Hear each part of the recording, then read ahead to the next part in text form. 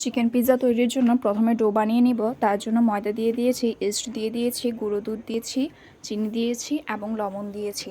তারপর হালকা একটু কুসুম গরম পানি দিয়ে ভালোভাবে ডোটা মাখিয়ে নিব। পিৎজার চিকেনটা রেডি করার জন্য সবার আগে বেস্ট পিসগুলোকে ছোটো ছোটো টুকরায় ভাগ করে নিয়েছি। তারপর তাতে স্বাদ মতো লবণ দিয়েছি এবং পরিমাণ মতো হলুদ গুঁড়া, মরিচ গুঁড়া, জিরা গুঁড়া, ধনিয়া গুঁড়া, সয়া সস এবং চিলি ফ্লেক্স সাথে একটু লেবুর রস দিয়ে ভালোভাবে মাখিয়ে নিলাম।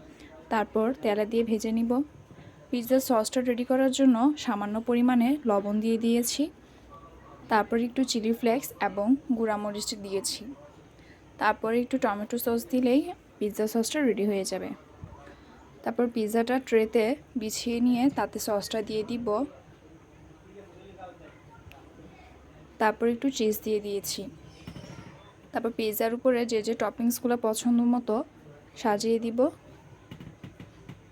আজকে আমি শুধু চিকেন এবং পেঁয়াজ ইউজ করেছি।